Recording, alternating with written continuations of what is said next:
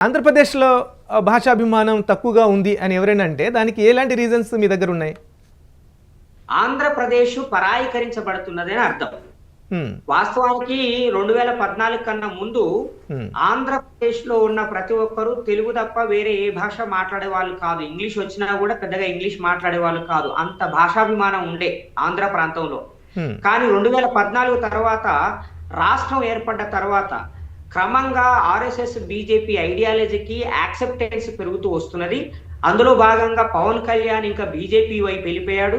బీజేపీలో చేరిన తర్వాత పవన్ కళ్యాణ్ ప్రాతినిధ్యం వహిస్తున్న సామాజిక వర్గం హ్మ్. చాలా ఖచ్చితత్వంతో చాలా దాన్నేమనాలి అగ్రెసివ్‌గా ఆర్ఎస్ఎస్, బీజేపీ యొక్క పాలిటిక్స్ ని డిఫెండ్ చేస్తూ ఓన్ చేసుకోవడం మూలంగా అక్కడ ఇలాంటి దుస్థితి ఏర్పడతా ఉన్నది.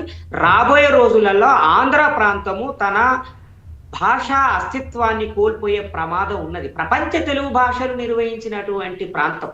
ప్రపంచ తెలుగు మహాసభ అనే ఒక కాన్సెప్ట్‌ను తయారు చేసినటువంటి ప్రాంతము ఆంధ్ర. హ్మ్. అలాంటి ఆంధ్ర ఈ పవన్ కళ్యాణ్ గారు లాంటి వాళ్ళ మూలంగా తన భాషా అస్తిత్వాన్ని కోల్పోయే ప్రమాదం